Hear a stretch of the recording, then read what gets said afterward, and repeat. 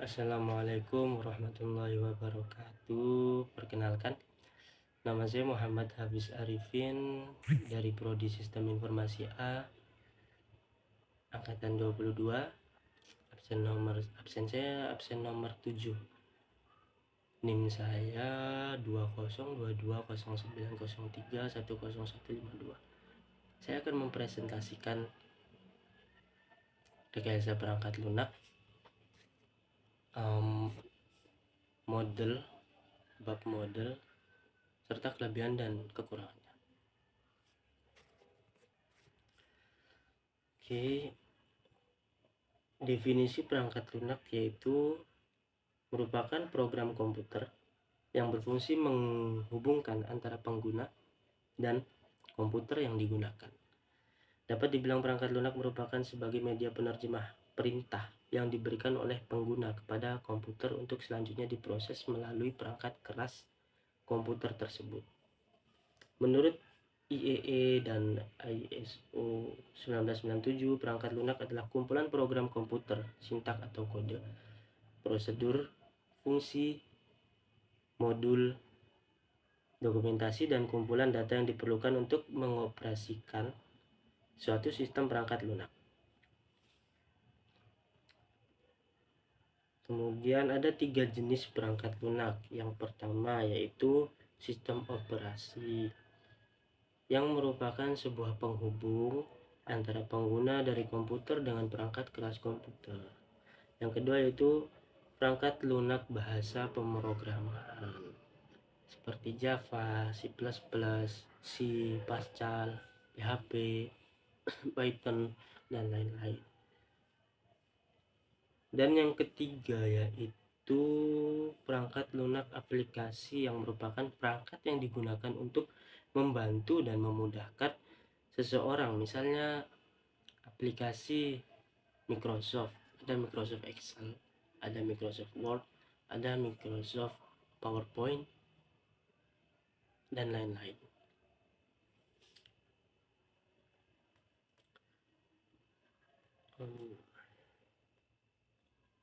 Sejarah perangkat lunak ada 4 fase atau masa. Yang pertama, era pemula. Perangkat lunak pertama kali muncul dalam bentuk sambungan-sambungan kabel ke antar bagian dalam komputer.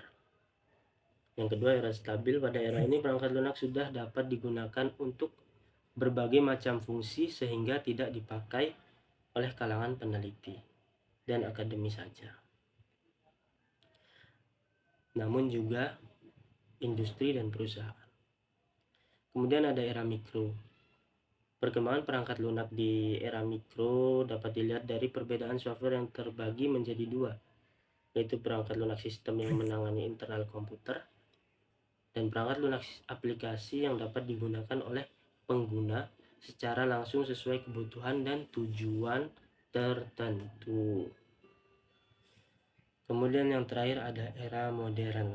Selanjutnya, pada era modern ini perangkat lunak sudah berkembang menjadi sangat canggih dan modern. Di masa ini perangkat lunak sudah mengenal input dalam bentuk suara maupun gambar, serta distribusinya ada yang berbayar dan ada pula yang gratis. Langsung saja ke model. Model proses dalam rekayasa perangkat lunak. Sebuah model proses rekayasa perangkat lunak dipilih berdasarkan pada sifat proyek dan aplikasi, metode dan alat-alat yang akan digunakan, dan kontrol kiriman yang diperlukan. Di sini ada waterfall model, linear sequential model. Model waterfall adalah model yang paling tua dan paling banyak digunakan. Perangkat lunak merupakan bagian dari sistem yang besar atau bisnis. Pandangan sistem ini penting karena perangkat lunak harus berinteraksi dengan unsur-unsur lain seperti perangkat keras, orang, dan database.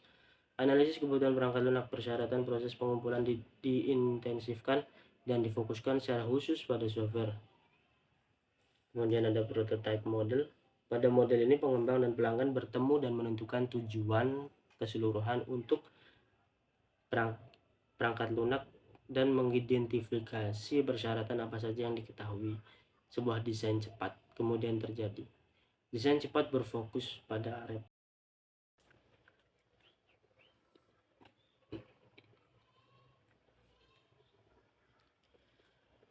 kemudian model proses dalam rekayasa perangkat lunak adalah sebuah model proses rekayasa perangkat lunak yang dipilih berdasarkan pada sifat proyek dan aplikasi, metode dan alat yang digunakan, dan kontrol yang dikirimkan yang diperlukan, kontrol dan kiriman yang diperlukan.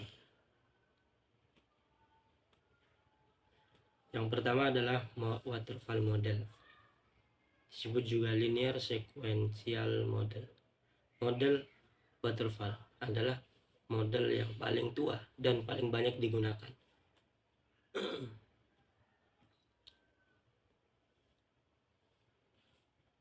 Sistem atau teknik informasi dan pemodelan perangkat lunak merupakan bagian dari sistem yang lebih besar atau bisnis. Pandangan sistem ini penting ketika perangkat lunak harus berinteraksi dengan unsur-unsur lain seperti perangkat keras, orang, dan database. Analisis kebutuhan perangkat lunak, persyaratan proses pengumpulan diintensifkan dan difokuskan secara khusus pada software. Rancangan desain perangkat lunak merupakan langkah yang berfokus pada 4 atribut yang berbeda dari sebuah program, yaitu struktur data, arsitektur perangkat lunak, representasi interface, dan prosedural algoritmik rinci. Kemudian yang kedua adalah prototype models. Pada model ini pengembangan dan pelanggan bertemu dan menentukan tujuan keseluruhan untuk perangkat lunak dan mengidentifikasi persyaratan apa saja yang diketahui. Sebuah desain desain cepat kemudian terjadi.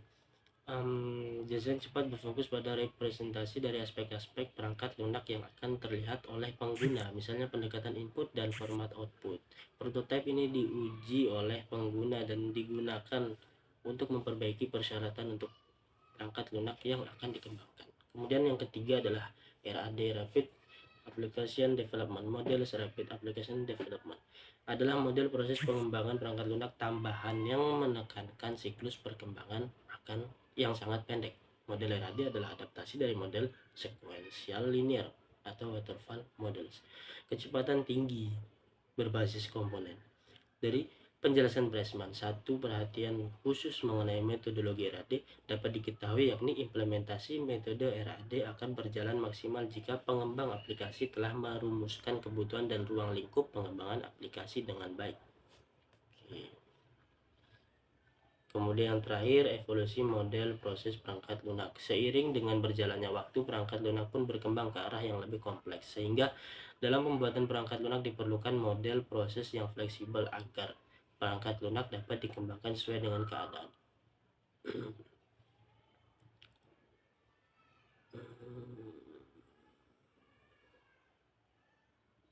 Langsung aja ke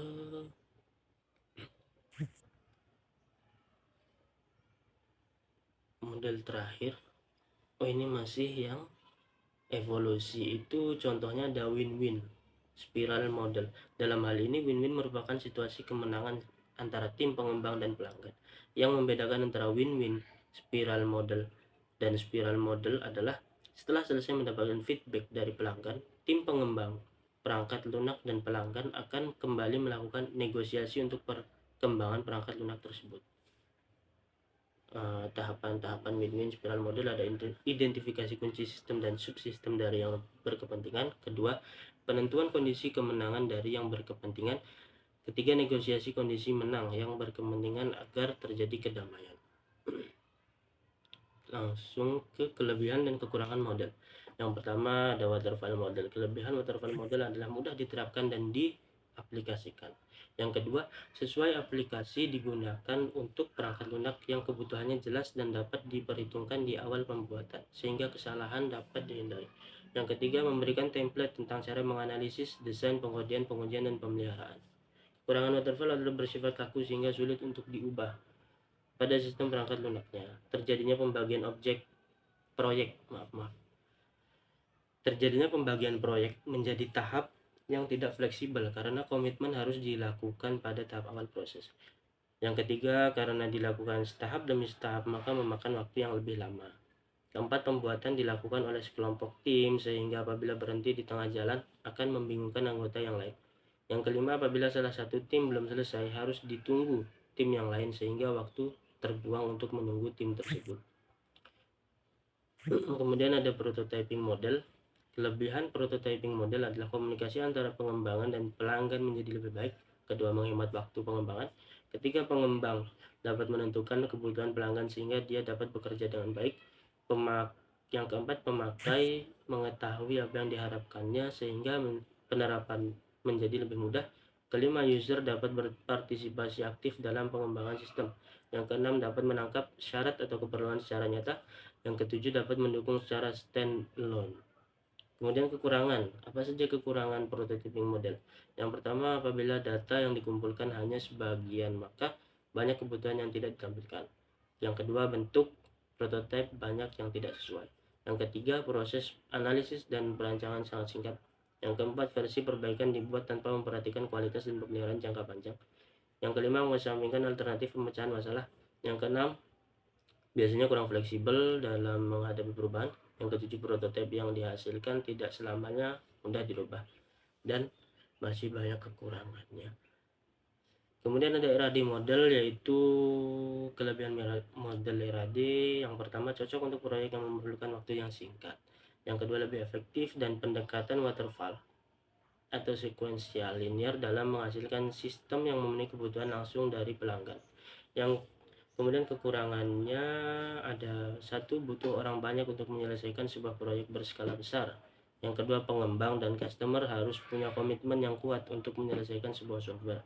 Yang ketiga, RAD tidak cocok digunakan untuk sistem yang mempunyai risiko teknik yang tinggi. Yang keempat, jika sistem tidak dibangun dengan benar maka RAD akan bermasalah. Yang kelima, jika ada perubahan di tengah-tengah pengerjaan maka harus membuat kontrak baru antara pengembang dan customer. Ya, sekian dari saya. Kurang lebih mohon maaf. Terima kasih. Wassalamualaikum warahmatullahi wabarakatuh.